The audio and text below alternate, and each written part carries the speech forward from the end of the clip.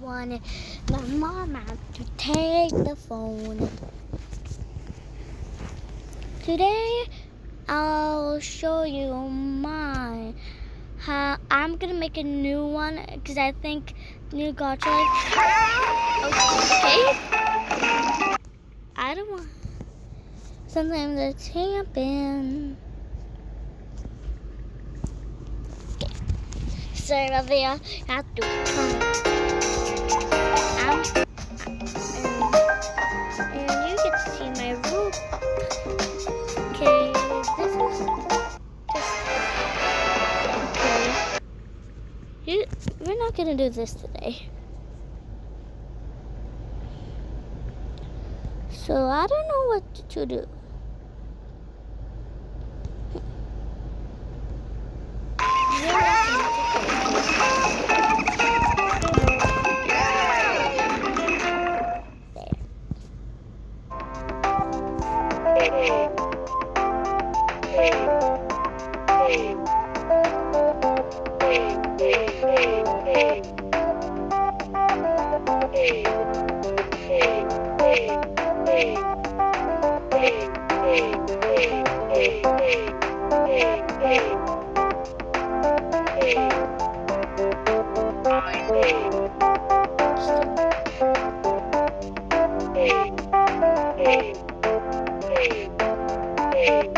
I'm trying to find one.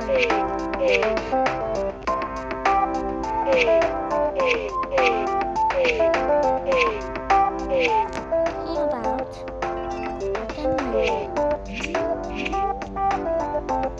we have to do some homework. I don't like that. I don't like that. We've all heard it before. If you keep that up, it's going on your permanent record. But do you actually have a permanent record? Or is it just something teachers say to scare students? Let's find out on today's episode of Colossal Question. The threat of a permanent record that documents every misdeed you ever did is enough to scare any student. Will every teacher I ever have get a copy and read it over? Will it affect college? Jobs? Ready for the good news? No, it won't. According to the U.S. Department of Education, records do technically exist for every student, but they're nothing like we picture them. These records are really just chock full of super boring info, forms, and documents. Things like contact info, address, health records, blah, blah, blah, blah. In other words, there's definitely plenty of information about you, but there's also not just a list of all the bad things you've done. So now we've established that there are, in fact, records, but how permanent are they? Well, not permanent at all. By law, schools aren't required to keep a student's records after they graduate. Some states tell schools to keep them for a certain amount of time, but ultimately they all get destroyed to make space for new records. So, if you ever pranked a teacher in first grade and are worried it'll haunt you for the rest of your life, don't worry, the evidence will be shredded. And now you know that you do have a record, but it's nothing to worry about. Comment below if you have a question you'd like to know the answer to. And don't forget to subscribe for more episodes of Colossal Question. only on DreamWorks TV. Gonna be 15 question answer in there. Classroom questions. Celebrate 100 episodes. We've decided to answer 15 of our favorite colossal questions from the comments that were too small to answer but too important to ignore. Which of your comments will we pick? Let's find out on today's super special episode of Colossal Question. First up, why do turtles live longer than humans? Turtles can live to be well over 100 because they don't need to eat very much. They use their energy very slowly and are cold-blooded, which means they don't waste energy keeping themselves warm. All those things combined are a recipe for super long life. A bunch of you asked us, are pirates real? Classic Caribbean pirates were real, but they weren't exactly as we picture them today. They didn't use the pirate voice, rarely if ever buried treasure, and weren't always violent criminals. One thing they did probably have? Parrots. Why do you say timber when you cut down a tree? Back when lumberjacks would cut down trees, they would yell, "Timber!" to alert the hired hands that would take the wood away. Bellowing timber throughout the forest let them know when there was a downed tree ready for transport. Is drinking too much water bad for you? Well, it can be. It's called water intoxication. But you only run the risk if you're drinking gallons and gallons of water every day. Hi. Hey.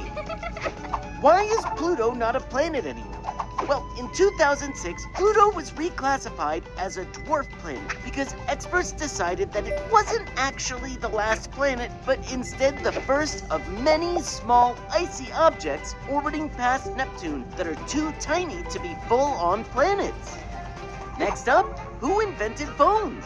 Lots of people think Alexander Graham Bell invented the phone, but there's more to it than that. Today, Antonio Meucci gets credit for the actual invention, and Bell is credited with developing it for everyday use. Is the 5-second rule true? Yes, but just remember that not all floors are equally gross, so use your common sense. Do fish sleep? Yeah, they do. They can hover in place day or night with their eyes open like they're in a trance. Sticking with animals, why do mosquito bites itch? Well, that's because we're allergic to mosquito saliva. A tiny amount of it will leave you with an itchy arm. Why is fur different than human hair? Well, it's actually not. Chemically speaking, hair and fur are the same thing. We just call it fur when it's on a non-human mammal. Is it possible to live forever? Nope, at least not today. Some scientists think that one day we can upload ourselves onto computers and live forever, but, well, we're not there yet. Why do we sweat? We sweat to help our bodies cool down when we're too hot, kind of like the opposite of shivering to keep warm. Can dogs see colors? Dogs do see color, just not as many as humans. Instead of the rainbow colors we see, dogs see dark gray, brownish yellow, lightish yellow, gray, light blue, and dark blue. What's the true shape of the Earth? It's a special shape called an oblate spheroid, which just means that Earth is a little squished at the poles and bulges out at the equator, instead of being a perfect circle. Well, that's that. 15 rapid-fire answers to some quick but colossal questions. Comment below if you have a... But the first cartoon, I don't know. But this one will be a good Have you ever stopped and wondered, what was the very first cartoon ever made? Let's find out on today's episode of... Colossal Question. Animation itself might be a fairly new invention, but people have been trying to make pictures come to life for a long time. Take cave paintings, for example. Most of them show animals in sequence with their legs in different positions, clearly trying to show motion. Devices throughout history have attempted to capture the magic of motion even before the invention of film.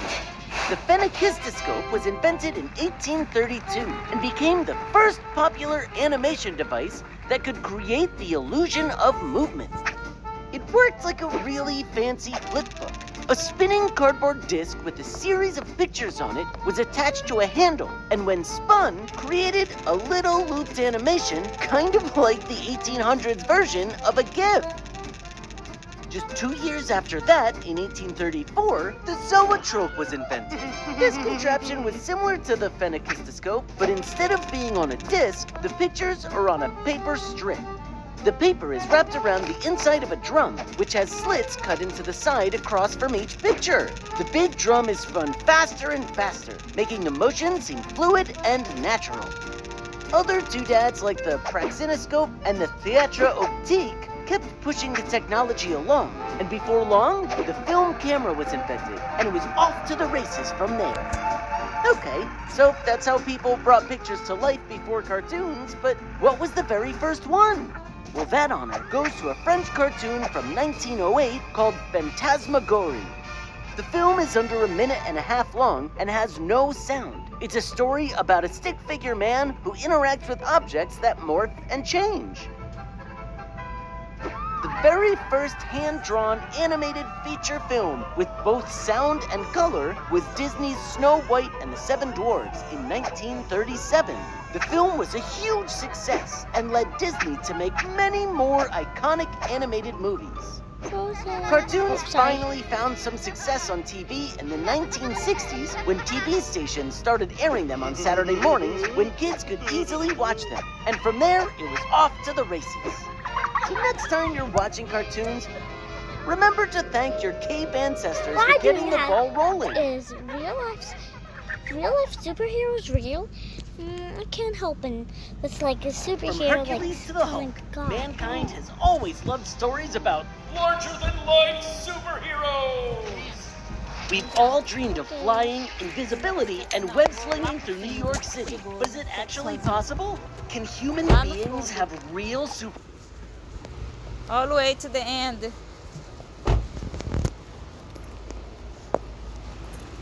Segura aqui. Cincinnati. Não, segura aqui. Isso. Faz assim. And then, where, Mom? Where, when, why? Okay, sorry about that. Superpowers like you see in comic books? Let's find out on today's episode of... Guys, I have some really awesome news for you. You can have superpowers. Well- Generally speaking, there's sorry. three main ways that characters get superpowers. You can be a mutant, Yeah. an altered human, or a tech genius. You Hold could on, also be a tech genius. robot, an alien, or have magic, but the first... Mutants are characters like the X-Men who are born with their superpowers. There's been many people born with mutant powers, but probably the best example is a little German boy with super strength. His real name is unknown, but he goes by what's already basically a superhero name. Das Uberboy! Yup, that little German boy was jacked. He has a genetic mutation that messes with how big his muscles can grow. At just 4 years old, Das Uberboy could lift 6 times more weight than the average kid. Okay, so you could be a real-life mutant, but what about spiders or gamma rays or radioactive waste? Can they give you real-life powers? Yeah, they can. Altered humans like Spider-Man or Captain America are characters who somehow gain their superpowers after birth, usually in some scientific mishap. Cutting-edge science is showing that there may actually be a way to change someone's DNA and give them superpowers in real life. It's all theoretical at this point, but the best hope for gaining superpowers after birth is a process called quantum tunneling. This mysterious regeneration process is responsible for the metamorphosis of tadpoles into frogs, for instance. Scientists are just beginning to understand quantum tunneling, but some believe it could allow humans to quickly recover from terrible injuries, like Wolverine or Deadpool. So super strength and regeneration are pretty cool, but what about the superhuman gadgets? In the comics, a tech genius is someone like Iron Man or Batman who get their powers from high-tech devices, usually of their own brilliant design. It turns out